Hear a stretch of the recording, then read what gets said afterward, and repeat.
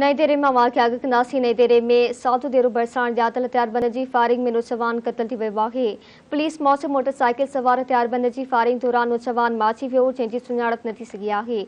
ख़बर अवां नई देरे मां शुरू कई पिया। पुलिस मौत मक़तूल नौजवान जो मड़ पोस्टमार्टम लाइ मुक़ामी अस्पताल मुंतक़िल कयो वियो आहे।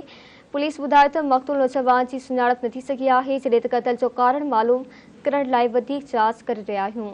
ब्रेकिंग न्यूज़ अवां नई देरे मां शेयर कई पिया। नई देरे भरिसां अणॼातल हथियारबंद जी फायरिंग में नौजवान क़त्ल थी वियो आहे।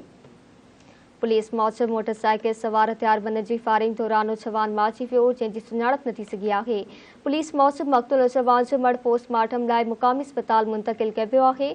पुलिस ॿुधाए त मक़तूल नौजवान जी सुञाणप न थी सघी आहे, जॾहिं त क़त्ल जो कारण मालूम करण लाइ वधीक जांच कई पई वञे।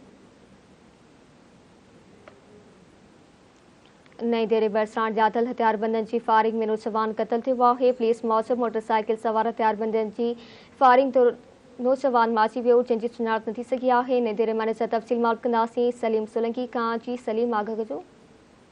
जी नवदरो थाने की हद सेदू देरो लाड़े वटा नामालूम हथियारबंदनि जी फायरिंग में नौजवान क़त्ल थियो आहे। वाक़े जे इतला ते नवदरो थाने की पुलिस उते पहुची आहे, जे नौजवान जो लाश खणाए नवदरो अस्पताल आंदो आहे, जिते नौजवान जी का बि सुञाणप न थी सघी आहे। हिन वक़्त ताईं पुलिस ॿुधाए पई त नौजवान जे भरिसां जेका आहे उहा उनजी मोटरसाइकिल पियल आहे ऐं उनखे गोली लॻल आहे।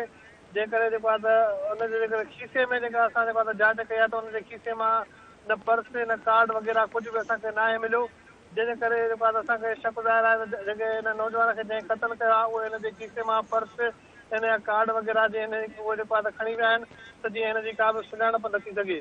वाक़े बाबति जेको आहे त पुलिस हिन वक़्त ताईं जांच करे रही आहे ऐं नौजवान जी जेका मोटरसाइकिल आहे उहा बि पुलिस तहवील में वठी छॾी आहे ऐं हिन वक़्तु नौजवान जे लाश जो पोस्टमार्टम जारी आहे। जी महिरबानी सलीम तफ़सीलनि लाइ।